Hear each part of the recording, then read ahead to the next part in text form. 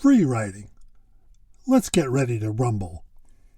I took James Patterson's master class a few years back, and his approach to writing is unique. He's an outliner. He creates the outline for his entire novel, then passes it to a co-writer who writes the draft one scenes start to finish. Patterson then takes that draft and creates the typical James Patterson bestseller. His methodology works for him. Outlining is the holy grail of most writing classes, and it makes sense. Organize your thoughts in a cohesive, sequential outline before you begin writing. That's how a real writer works. Sorry, I can't do it. I can whip up a small outline for a scene, or a group of scenes, but it never lasts. Outline the entire story? My brain would explode. If it fits your style, by all means go for it. But I'm just not cut out for that. I'm a practitioner of free writing.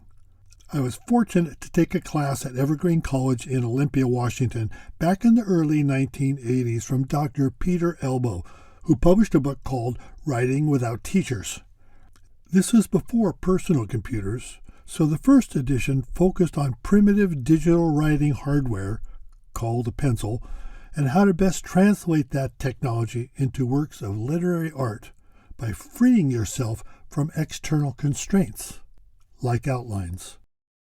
The day I began to write my first novel, I turned to this methodology and began the process of developing my own set of techniques that has resulted in some 20 novels, including 14 in my Juno Letters series.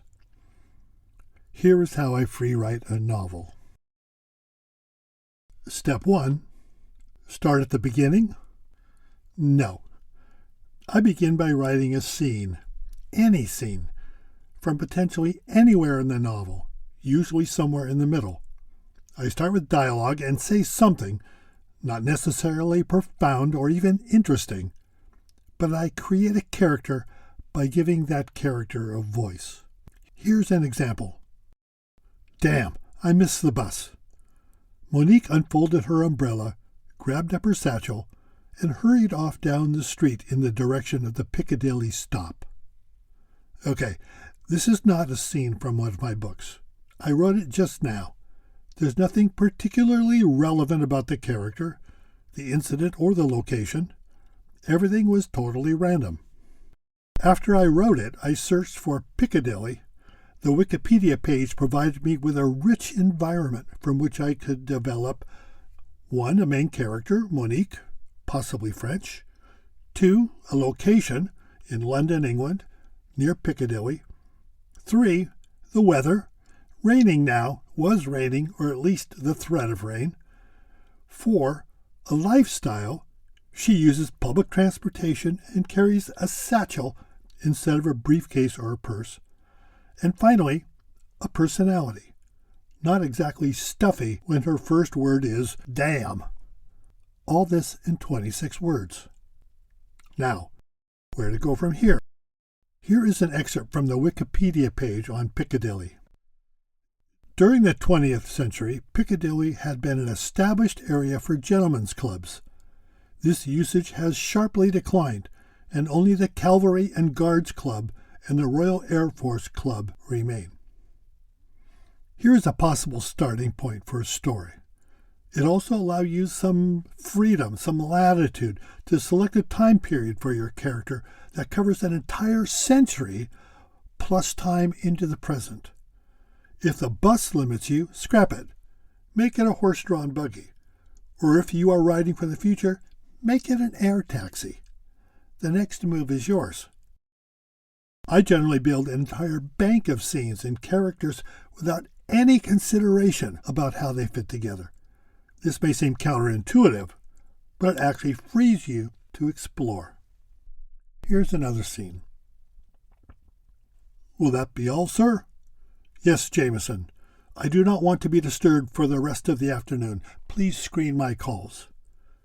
Do not forget your meeting with the PM at 4 o'clock, sir. Oh, that's right. Crap. Have my car ready by 3. Okay, this places some limits on the story. Definitely no air taxi. And who in the future or present for that matter would be named Jameson? Well, unless you're writing a time slip. Put together a bank of scenes like this, and you have places to take your story, ideas to develop, new characters to play off of the ones you have already created, and locations to place them within. All the while, you will have been conducting research. For example, gentlemen's clubs, or the correct protocol for meeting with the British Prime Minister, or the role of a butler in high society. Each piece of research might tickle an idea and further defines your story parameters. Now, write it. Don't worry about where it fits. Yet. Step 2. Write the ending before the beginning. Really, it helps to know where you are going.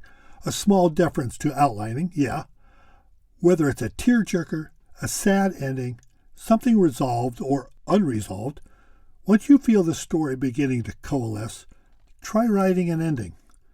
Not necessarily the ending, but an ending. The ending idea will sharpen the focus of your storyline. It's okay if it's not perfect.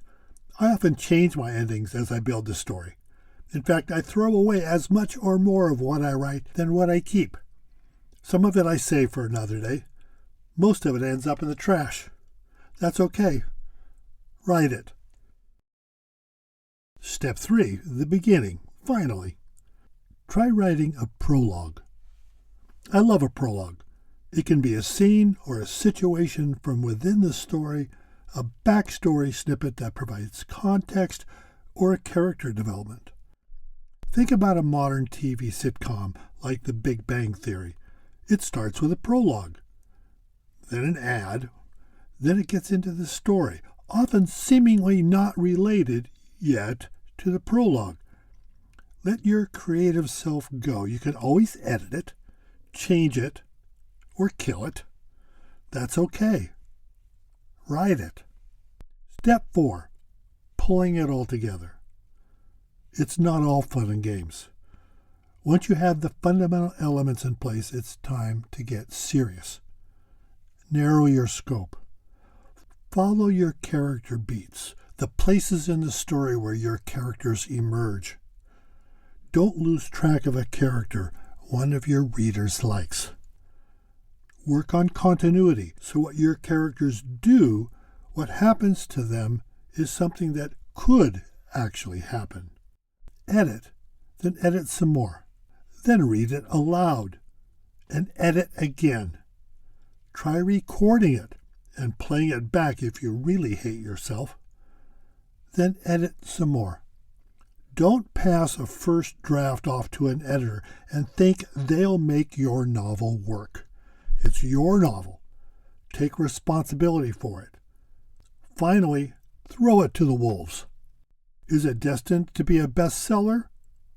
Probably not. It doesn't matter. Put it out where people can read it, then start again.